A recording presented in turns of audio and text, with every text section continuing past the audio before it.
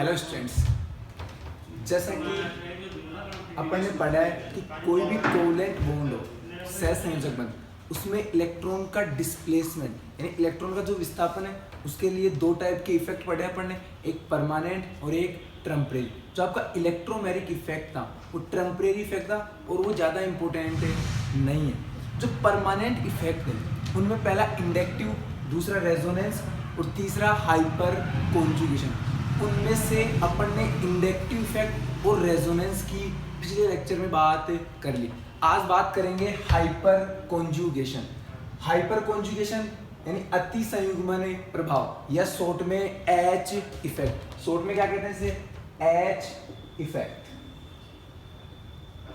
इसके कुछ अन्य नाम भी अपने पास हैं, जैसे कि इसे नो बॉन्ड रेजोनेंस, बिना बंध का अनुनाद कहते हैं, या sigma P orbital resonance, sigma P कक्षक अनुनाद। क्लियर है? या इसका और नाम Baker Nathan effect. Baker Nathan effect इसलिए कहते हैं क्योंकि इसको दिया किसने? बेकर और नाथन ने।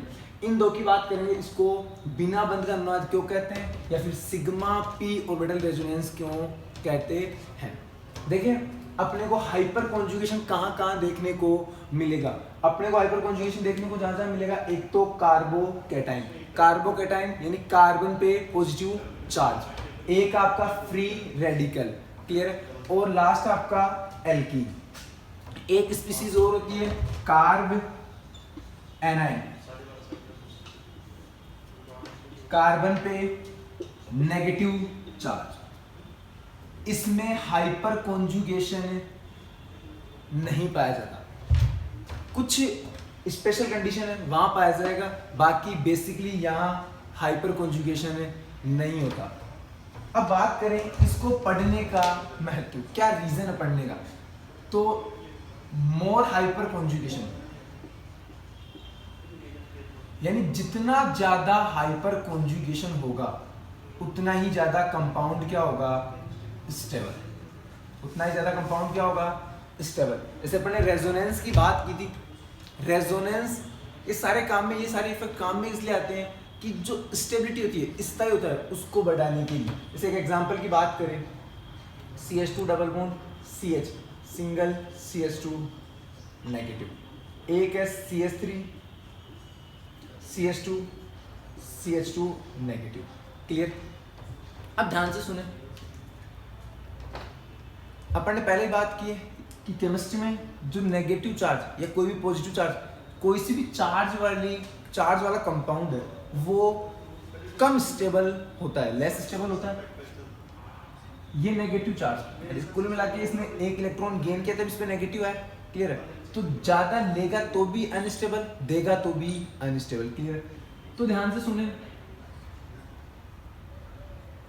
ये वाला नेगेटिव चार्ज अगर सब में बटे, एक तो एक पर ही रहे इसी पर, या फिर सब कार्बन पे बटे, तो जहां बटेगा, आपको मैंने पहले बताया कि अगर किसी एक एटम पर दुख हो तो वो लेस स्टेबल होगा, और अगर मान लो वो दुख बटे तो स्टेबिलिटी बढ़ेगी।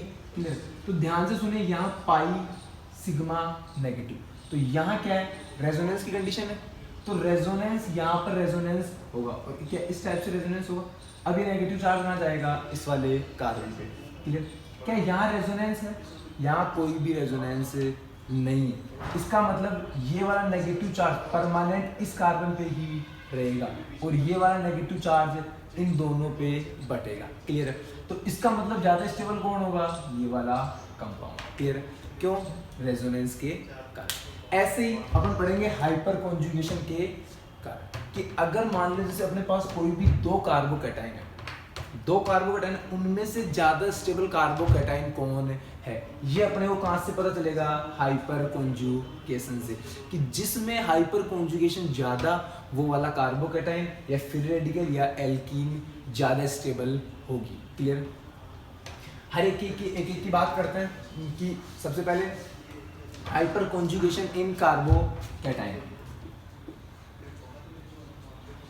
हाइपर कॉन्जुगेशन इन कार्बोकैटाइन। जैसे अपने पास कार्बोकैटाइन है CH3 CH2 प्लस, एक है CH3 पॉजिटिव। क्लियर? ध्यान से सुने, होगा क्या, इन दोनों में से स्टेबल कौन है, अपने को ये चेक करना है। इन दोनों में से स्टेबल ये वाला कार्बोकेटाइन है, ये अपन ने इंडक्टिव इफेक्ट में भी पढ़ा था। कुछ लोग इसे इंडक्टिव इफेक्ट से समझाते हैं, पर एक्चुअल रीजन इसका क्या है, हाइपर कॉन्जुगेशन। मैंने भी समझाया था, तब अपन ने हाइपर कॉन्जुगेशन नहीं पढ़ा था। देखें, इंडक्टिव इफेक्ट ये कैसा ग्रुप था, प्लस आई ग्रुप था, हाँ कि ना? तो प्लस आई होने के कारण इस पे कमी थी, पॉजिटिव का मतलब इलेक्ट्रॉन की कमी, यानी इसको कोई ऐसा ग्रुप चाहिए जो इसको इलेक्ट्रॉन दे। क्लियर है? तो ये ग्रुप इसको इलेक्ट्रॉन देगा, तो ये क्या होगा, स्टेबल। इसके पास ऐसा कोई भी नहीं है, इस पे ये पॉजिटिव चार्ज रहेगा। लेकिन एक्चुअल रीजन अब देखते हैं अपन हाइपर कॉन्जुगेशन से। ये वाला ऐसा है, H और H, कार्बन हाइड्रोजन ऑर्बिटल से समझते हैं इसको।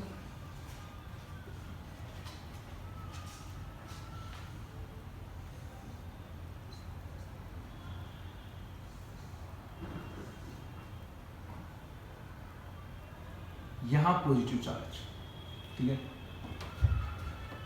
कार्बन के पास 4 ऑर्बिटल होंगे, इनमें से 3 तो बॉन्डिंग में काम, एक के पास 1 इलेक्ट्रॉन था, उसने डोनेट किया, तो ये इसका p ऑर्बिटल क्या है, वैकेंट। कौन सा ऑर्बिटल, p ऑर्बिटल क्या है, वैकेंट। अब देखिए यहां पर पॉजिटिव चार्ज, यहां पर इलेक्ट्रॉन, तो पॉजिटिव चार्ज इलेक्ट्रॉन को क्या करेगा, अपनी तरफ बुलाएगा, इलेक्ट्रॉन आ जा। क्लियर? तो ध्यान से सुने, यहां पॉजिटिव चार्ज था, इसको कम करना है, तो ये इलेक्ट्रॉन जो सिग्मा बॉन्ड के इलेक्ट्रॉन है, कहां डिस्प्लेस होंगे, इस पॉजिटिव चार्ज की तरफ। सिग्मा, ये तो कौन सा बॉन्ड है, सिग्मा, और ये इलेक्ट्रॉन कहां जा रहे हैं, p ऑर्बिटल में, तो इसको क्या कहेंगे, सिग्मा p ऑर्बिटल रेजोनेंस। देखें, ये वाला जो ऑर्बिटल थ्योरी है, ये कम फेमस है, अपने को इससे बात नहीं करनी, ये ज़्यादा इंपॉर्टेंट नहीं है। इसको जैसे समझाया जाता है उस तरीके से अपन बात करते हैं।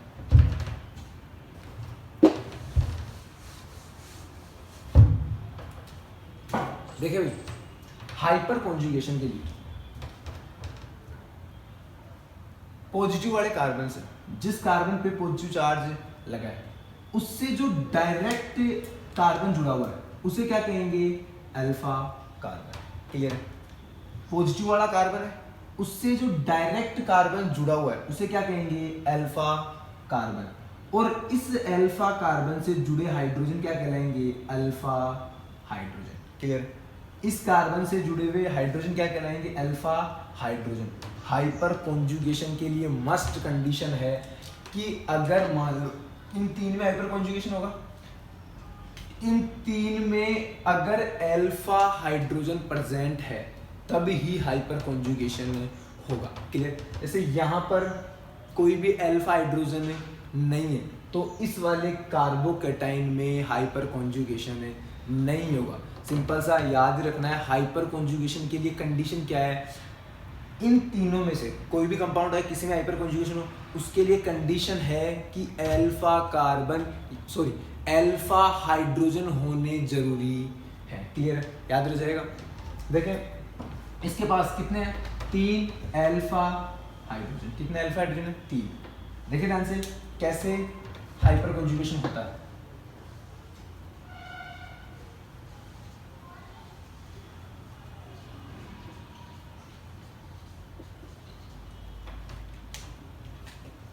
इसको 1 नंबर, 2, 3,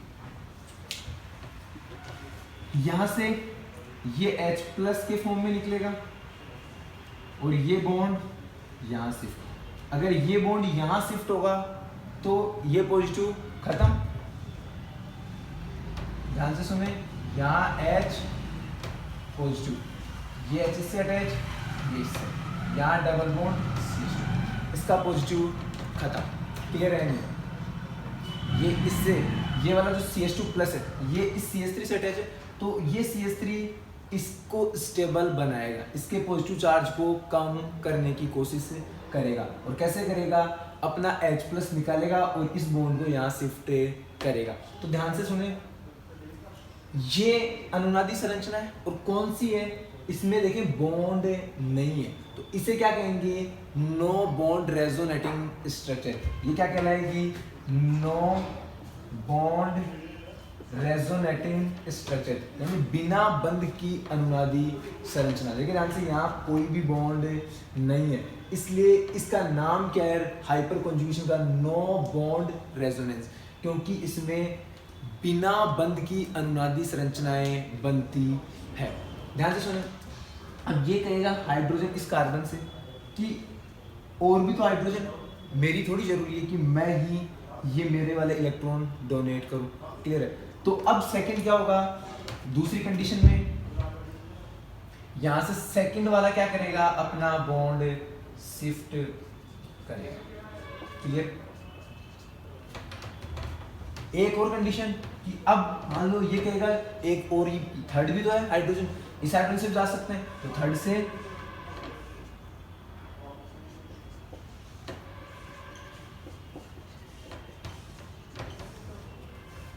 क्लियर, यानी कितनी अनुनादी संरचनाएं बन रही है बिना बंध की अनुनादी, कितनी नो बॉन्ड रेजोनेटिंग स्ट्रक्चर बन रही है, ये भी बिना बंध की है, 1 2 3 4 नहीं, इसको काउंट नहीं करना। कुछ जगह काफी लोगों ने इसको भी काउंट कर रखा है, अपने को इसको काउंट नहीं कर रहा। क्यों, क्योंकि ध्यान से सुने, इसमें तो सारे बॉन्ड प्रेजेंट है, अपने को कौन सी रेजोनेटिंग स्ट्रक्चर देखनी है जिसमें बॉन्ड नहीं है, नाम से पता है नो बॉन्ड रेजोनेटिंग स्ट्रक्चर, इसका मतलब है ऐसी रेजोनेटिंग स्ट्रक्चर जिसमें बॉन्ड प्रेजेंट नहीं होगा। इसमें तो सारे बॉन्ड है, इसका मतलब इसको काउंट नहीं करनी। कितनी है, 1 2 3। क्लियर है। अब देखें, अगर आप इसे काउंट कर दें तो IIT 2011 का क्वेश्चन गलत हो जाएगा। अभी बात करेंगे वो क्वेश्चन भी क्या था। एक चीज, नो बॉन्ड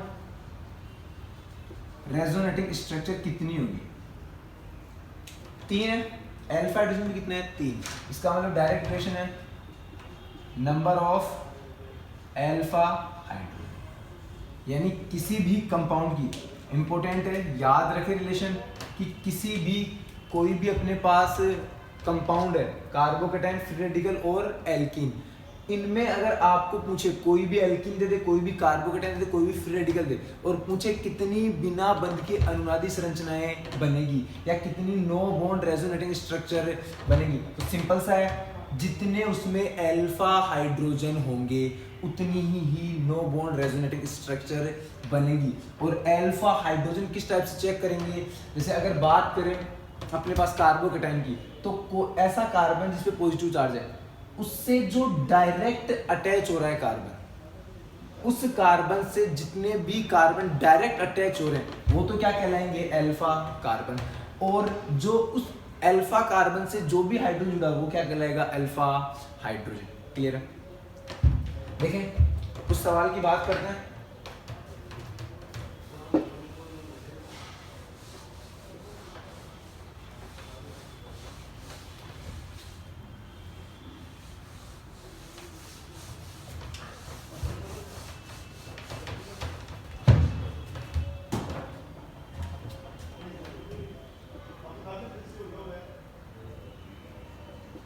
IIT 2011,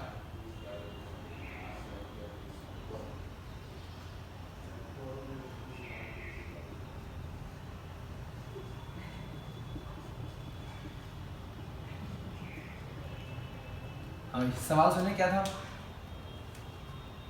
कि ये वाली जो स्ट्रक्चर है वो कितनी स्ट्रक्चर से कंट्रीब्यूट होकर बनी है। इसका मतलब ब्रैकेट में लिखा था हाइपर कॉन्जुगेट, जो नो बॉन्ड रेजोनेटिंग स्ट्रक्चर है, यानी कितनी हाइपर कॉन्जुगेटेड स्ट्रक्चर बन रही है। तो ध्यान से सुने, वही कंसेप्ट है सिंपल सा, कि कितनी बनेगी no bond resonating structure, no bond resonating structure किसके बराबर होगी, number of alpha hydrogen. Clear है? तो number of alpha hydrogen count करें, ये पॉजिटिव चार्ज वाला कार्बन है, इस कार्बन से डायरेक्ट कौन कौन से कार्बन अटैच हो रहे हैं? क्या ये वाला कार्बन इस पॉजिटिव वाले कार्बन से डायरेक्ट अटैच है? इसका मतलब ये अल्फा कार्बन, ये वाला कार्बन भी इस कार्बन से डायरेक्ट अटैच है, इसका मतलब ये भी अल्फा कार्बन, ये वाला भी अल्फा कार्बन। क्लियर? अब हाइड्रोजन, अल्फा कार्बन से जो भी हाइड्रोजन अटैच हुआ वो क्या कहलाएगा, अल्फा हाइड्रोजन। तो ध्यान से सुने, दो तो अल्फा हाइड्रोजन यहाँ 3 वैलेंसी कंप्लीट, एक हाइड्रोजन, इसका मतलब एक अल्फा हाइड्रोजन यहाँ कितने, 3 अल्फा हाइड्रोजन, टोटल कितने हो गए, 6 अल्फा हाइड्रोजन, इसका मतलब 6 नो बॉन्ड रेजोनेटिंग स्ट्रक्चर, 6 इसमें बिना बंध की अनुनादी संरचनाएं बनेगी। ये 6 हाइड्रोजन इसको क्या करेंगे, पॉजिटिव को खत्म, और यहाँ क्या लाएंगे, डबल। यानी जो हाइपर कॉन्जुगेशन है, रेजोनेंस जैसा है भी और नहीं भी, एक अलग टाइप का रेजोनेंस यहाँ पर है, इसलिए इसका नाम क्या है, हाइपर कॉन्जुगेशन। क्लियर? जैसे नेक्स्ट एग्जांपल आप सोल्व करें कि इसकी कितनी नो बॉन्ड रेजोनेटिंग स्ट्रक्चर बनेगी।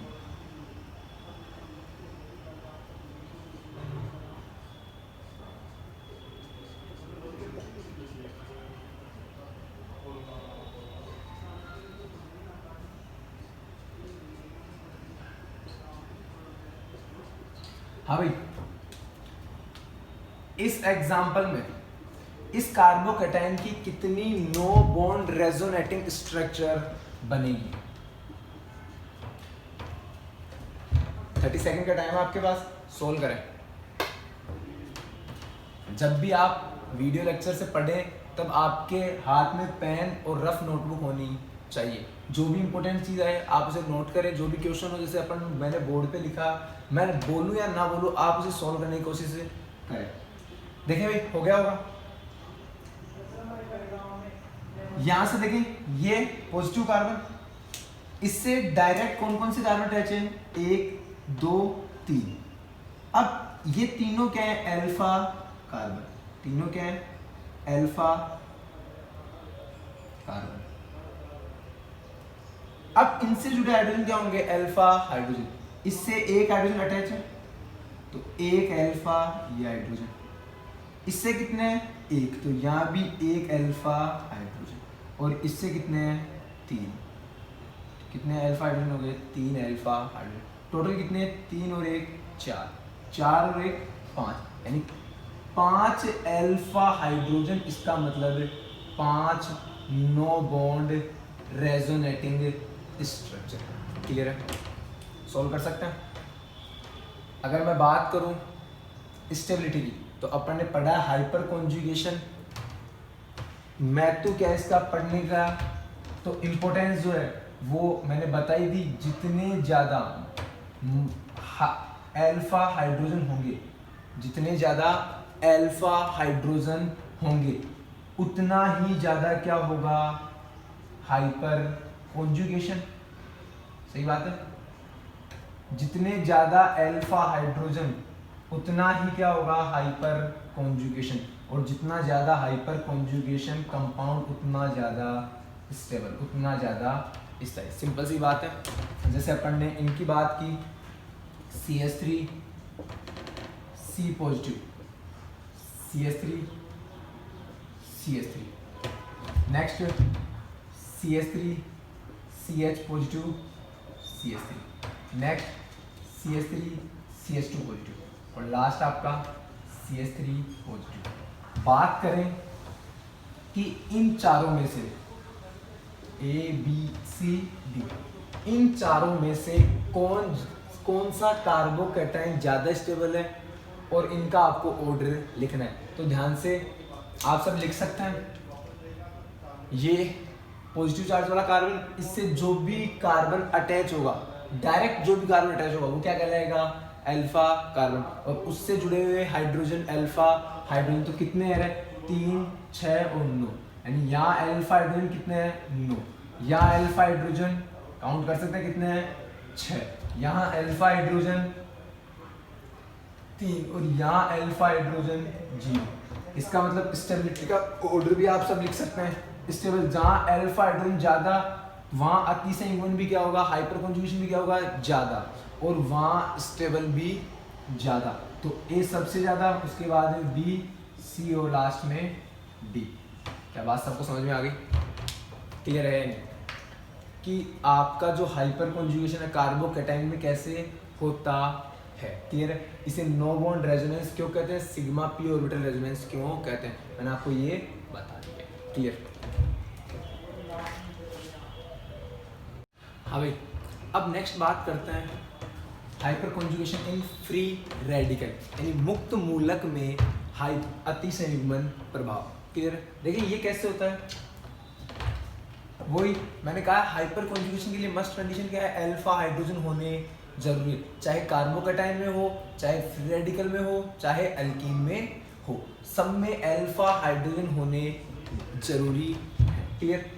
देखिए यहाँ कैसा होगा, यहाँ पर इस कारण ये फ्री रेडिकल है, अगर इसको बॉन्डिंग बनाना है यानी एक इलेक्ट्रॉन और चाहिए, तो ये कार्बन इस हाइड्रोजन से क्या करेगा, तू अपना इलेक्ट्रॉन लेके फ्री और मैं अपना इलेक्ट्रॉन लेके फ्री। क्लियर? अब देखें इसमें समान, इस बॉन्ड में समान होमोलाइटिक डिसोसिएशन होगा, तो अपना इलेक्ट्रॉन, हाइड्रोजन अपना इलेक्ट्रॉन ले जाएगा, कार्बन अपना इलेक्ट्रॉन ले लेगा। उसके बाद में ये कार्बन पड़ोसी कार्बन के इलेक्ट्रॉन के साथ शेयरिंग करके क्या करेगा, बॉन्डिंग करेगा। तो ध्यान से सुनिए, क्या ऐसा बनेगा डबल बॉन्ड CH2, और यहाँ पर ये फिर हाइड्रोजन अपना इलेक्ट्रॉन लेके। अब तो एक ये तो पहले नहीं दिया है अपना इलेक्ट्रॉन, क्या दूसरा और तीसरा वैसे ही, तो वो भी देंगे। तो सेकंड कंडीशन क्या होगी, इस बार सेकंड का नंबर होगा,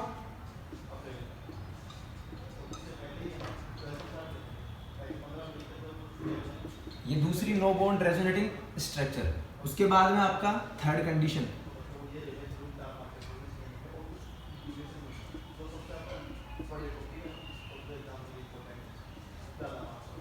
क्लियर?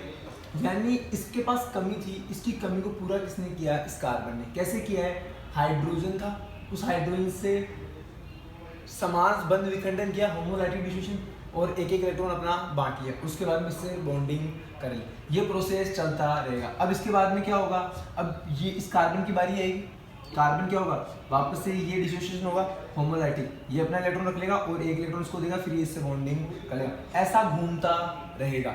लेकिन स्टेबिलिटी कैसे होगी कि अपने पास ये अगर इसी पे कमी, इसी पे रहे, अगर ये कमी इसी पे रहे तो कम स्टेबल।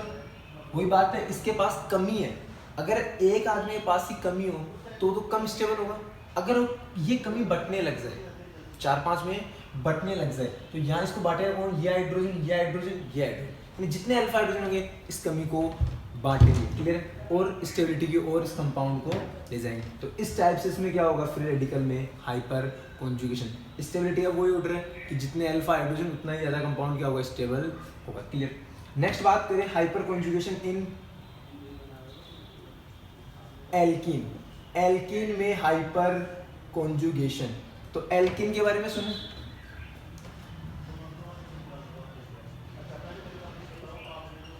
ये कोई भी एल्कीन है, इस एल्कीन से मैं कार्बन जोड़ रहा हूँ क्योंकि अल्फा कार्बन चाहिए अपने को, हाँ कि ना। अगर ये सिंपल यहाँ CH2 था, एल्कीन होता तो कोई अल्फा कार्बन नहीं था। देखिए कंप्लीट एल्कीन से देखना अपने को कि इस कंप्लीट एल्कीन, ये एल्कीन है, इससे डायरेक्ट जो भी कार्बन अटैच है वो अल्फा कार्बन होगा। तो यहाँ पर ये अल्फा कार्बन और ये तीनों अल्फा हाइड्रोजन, तो यहाँ भी क्या होगा, हाइपर कॉन्जुगेशन। इस टाइप से होगा, ये बॉन्ड इस साइड शिफ्ट और ये वाला यहाँ शिफ्ट। इसका मतलब बनने वाली नो बॉन्ड रेजोनेटिंग स्ट्रक्चर क्या होगी, ये हाइड्रोजन H+ के रूप में फ्री, और अब यहाँ पर क्या होगा, डबल, और यहाँ क्या हो जाएगा, ये वाला बॉन्ड सिंगल, और इस पे क्या आ जाएगा, नेगेटिव चार्ज। नेक्स्ट, एक ही हाइड्रोजन थोड़ी, पहले वाली बात, ये हाइड्रोजन इस कार्बन से गएगा, भाई मैं ही थोड़ी हूँ, और भी तेरे पास 2 हाइड्रोजन, उनको भी कर। तो ये स्टेबल करने के लिए एक बार इससे, दूसरी बार सेकंड वाले से, हाँ कि ना।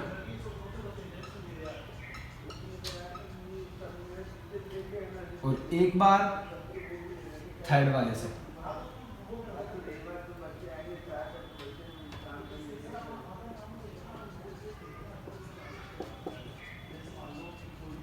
क्लियर है? हाँ कि ना?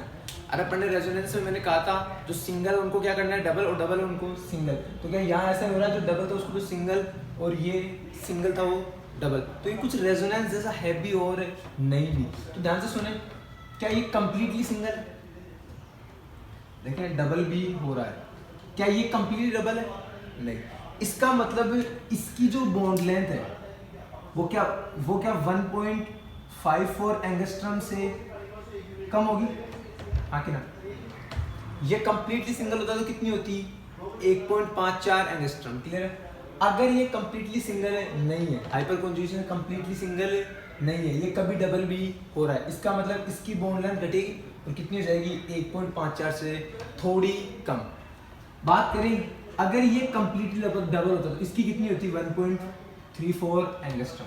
लेकिन ये सिंगल भी हो रहा है, इसका मतलब इसकी बॉन्ड लेंथ 1.34 एंगस्ट्रम से थोड़ी ज्यादा, कंप्लीटली ज्यादा नहीं, थोड़ी सी हल्की सी ज्यादा होती है।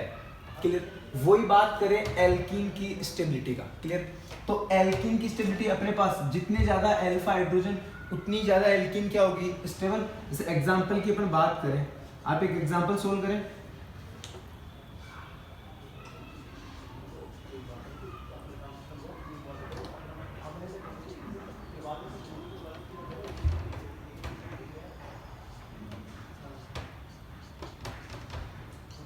आपके पास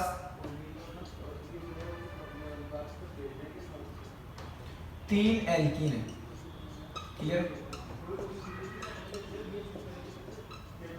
या आपके पास क्या है? 3 alkene, A B C. Clear?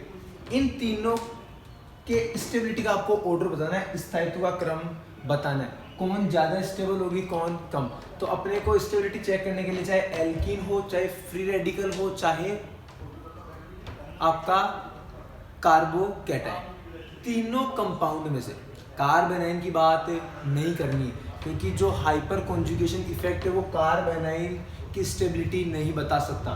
3 की बात करनी है, कार्बोकैटायन और आपका फ्री रेडिकल और एल्कीन। इन तीनों की स्टेबिलिटी बताने के लिए अगर आपको हाइपर कॉन्जुगेशन यूज करना है तो आप देखें अल्फा हाइड्रोजन, जितने ज़्यादा अल्फा हाइड्रोजन स्टेबिलिटी उतनी ही ज़्यादा। तो यहाँ अल्फा हाइड्रोजन की संख्या देखें, ये कोई अल्फा हाइड्रोजन नहीं है क्योंकि इस कार्बन कोई अल्फा कार्बन ही नहीं है, ये तो इसे डायरेक्ट एल्कीन वाले कार्बन से जुड़े हैं। लेकिन यहाँ देखें इस एल्कीन वाले कार्बन से जो डायरेक्ट कार्बन जुड़ा हुआ वो क्या कहलाएगा? Alpha carbon. और ये हाइड्रोजन क्या होंगे? Alpha hydrogen. इसका मतलब कितने अल्फा हाइड्रोजन है? 6 अल्फा हाइड्रोजन। यहाँ कितने? 3 6 9 अल्फा हाइड्रोजन। यहाँ कितने? 3 6 9 12। कितने अल्फा हाइड्रोजन है? 12 अल्फा हाइड्रोजन। इसका मतलब सबसे ज़्यादा स्टेबल कौन होगा? सी, उसके बाद में बी और लास्ट में ए। क्या एल्कीन की स्टेबिलिटी ऑर्डर आप बता सकते हैं? सिंपल है, क्लियर। हाँ भाई, अब कुछ पॉइंट डिस्कस करते हैं हाइपर कॉन्जुगेशन के बारे में। रफ कर दूं? नोट कर लिया होगा।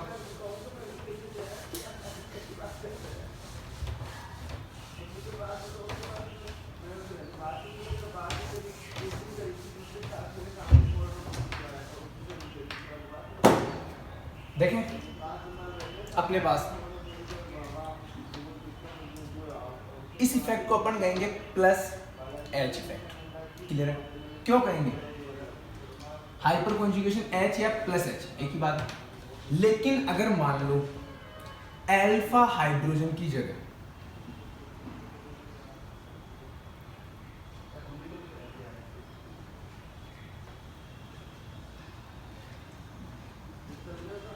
क्या मानते हो ये एल्कीन और इस एल्कीन से जो डायरेक्ट कार्बन अटैच है वो कौन सा कार्बन है? Alpha carbon. क्लियर? और इससे जो हाइड्रोजन अटैच होती, अभी अटैच नहीं है, अगर हाइड्रोजन होती तो वो अल्फा हाइड्रोजन होती। लेकिन क्या अल्फा हाइड्रोजन की जगह अधिक विद्युत ऋणी परमाणु भाग ले रहा है? क्लियर है? इसकी जगह ये कौन सा परमाणु है? इलेक्ट्रॉन को अट्रैक्ट करने वाला एटम, इलेक्ट्रॉन को आकर्षित करने वाला परमाणु। यानी मैं कहूं यदि अल्फा हाइड्रोजन के स्थान पर इलेक्ट्रॉन आकर्षी समूह जुड़ा हो, यानी अल्फा हाइड्रोजन की जगह कौन जुड़ा हो, जो इलेक्ट्रॉन को अपनी ओर अट्रैक्ट करे। अगर ये इलेक्ट्रॉन को अपनी ओर अट्रैक्ट करेगा तो क्या आप ये मानते हो कि ये बॉन्ड के दोनों इलेक्ट्रॉन किस साइड शिफ्ट होंगे, इस पे शिफ्ट होंगे, और यहाँ क्या आएगा प्लस। क्लियर है नहीं, समझ गए बात, प्लस आएगा। तो आप जानते हैं प्लस और पाई संयुग्मन में हो तो पाई बॉन्ड के इलेक्ट्रॉन कहाँ शिफ्ट होंगे, प्लस की ओर शिफ्ट होंगे। क्या इस तरह ये डबल होगा, लेकिन इस पे पॉजिटिव आएगा नहीं आएगा, आएगा। क्लियर। तो क्या ये वाली अनुनादी संरचना बनेगी, यहाँ Cl, ये Cl माइनस के फॉर्म में, डबल बॉन्ड नीचे Cl था और CH single bond CH2 positive. अगर ऐसा सीन हो कि अल्फा हाइड्रोजन की जगह इलेक्ट्रॉन आकर्षी समूह जुड़ा हो तो वहां लगने वाला H इफेक्ट क्या कहलाएगा, व्युत्क्रम अतिसंयुग्मन प्रभाव या माइनस H इफेक्ट। इसे क्या कहेंगे, minus H effect. Clear, minus H effect. और आप ये चीज और भी अच्छे से याद रखें कि जो आपका प्लस H इफेक्ट वो माइनस H इफेक्ट पर प्रभावी होता है, यानी दोनों में से ज्यादा प्रभावी कौन है, प्लस H इफेक्ट। इसका भी रीजन है, क्यों है, क्योंकि जब प्लस H इफेक्ट होता है तब अष्टक क्या होता है, कंप्लीट। अष्टक ऑक्टेट क्या होता है, कंप्लीट। और जब माइनस H इफेक्ट लगता है तब अष्टक क्या होता है, इनकम्प्लीट। कैसा होगा, ऑक्टेट इनकम्प्लीट। देखिए यहां से चेक कर लें आप, इस स्पीसीज में इलेक्ट्रॉन कितने होंगे, प्लस एक। कार्बन के पास 4 थे आउटरमोस्ट में, 3 से बॉन्डिंग और 1 को डोनेट। 3 से बॉन्डिंग किसका मतलब 6 इलेक्ट्रॉन। क्लियर है। और ऑक्टेट के लिए 8 चाहिए, इसका मतलब इसका ऑक्टेट है कंप्लीट नहीं। लेकिन अगर यहाँ प्लस H इफेक्ट लगता, प्लस H इफेक्ट लगने का मतलब अगर अपने पास यहाँ अल्फा हाइड्रोजन होते तो क्या इस पे नेगेटिव आता और ये वाला बॉन्ड यहाँ से। अब देखें इसका ऑक्टेट, 2 तो हाइड्रोजन से अटैच है, इसका मतलब 4 इलेक्ट्रॉन यहाँ, 1 कार्बन से बॉन्ड है, यहाँ 2, और इस नेगेटिव का मतलब 2 इलेक्ट्रॉन यहाँ ऑक्टेट क्या है, कंप्लीट। इसका मतलब ये स्टेबल क्यों है, प्लस H माइनस H से ज्यादा प्रभावी है। क्यों, क्योंकि इसका ऑक्टेट कंप्लीट होता है और माइनस H इफेक्ट लगता है तब ऑक्टेट इनकम्प्लीट होगा। नेक्स्ट पॉइंट की बात करें, जो प्रभाविता का क्रम है, मैंने आपको तीनों पढ़ाए, तीनों इफेक्ट R, I और H। इन तीनों में से सबसे ज्यादा प्रभावी है रेजोनेंस इफेक्ट, उसके बाद में हाइपर कॉन्जुगेशन और लास्ट में इंडक्टिव इफेक्ट। तीनों का ऑर्डर आपको याद रखना है। सबसे ज्यादा प्रभावी कौन सा इफेक्ट होगा, R इफेक्ट, रेजोनेंस इफेक्ट, उसके बाद में H और लास्ट में I इफेक्ट। क्लियर है। देखें अगले पॉइंट की बात करें, हाइपर कॉन्जुगेशन। जो प्लस H इफेक्ट है, हाइड्रोजन के तीनों आइसोटॉप थे, आइसोटॉप जानते हैं हाइड्रोजन के, ट्राइटियम, ड्यूटेरियम और प्रोटियम। क्लियर। मैंने कहा था तीनों का क्या लगता है, प्लस I इफेक्ट, और सबसे ज्यादा प्लस I इफेक्ट किसका लगता है, ट्राइटियम, ड्यूटेरियम और लास्ट में हाइड्रोजन। एक तो आपको ये ऑर्डर याद रखना है। इसके बाद में अगर H इफेक्ट की बात करें, तीनों का प्लस H लगेगा, हाइड्रोजन का भी, सॉरी प्रोटियम का भी, ड्यूटेरियम और ट्राइटियम। लेकिन सबसे ज्यादा प्लस H इफेक्ट किसका लगेगा, हाइड्रोजन, उसके बाद में ड्यूटेरियम और उसके बाद में ट्राइटियम। यह ऑर्डर भी आपको याद होना चाहिए। ये अपन जब क्वेश्चन सोल्व करेंगे आगे तब अपने को ये सारे काम में आएंगे। क्लियर। हाइपर कॉन्जुगेशन आपका कंप्लीट। अब अपन पढ़ेंगे इन सब इफेक्ट के, जो I इफेक्ट है, R इफेक्ट है और हाइपर कॉन्जुगेशन, तीनों इफेक्ट हैं, इनके अनुप्रयोग पढ़ेंगे, कहाँ कहाँ इनको यूज करेंगे। अपन ने पढ़ा तो इनको, अब इनके यूजेस देखेंगे कहाँ कहाँ अपन इनको यूज करेंगे।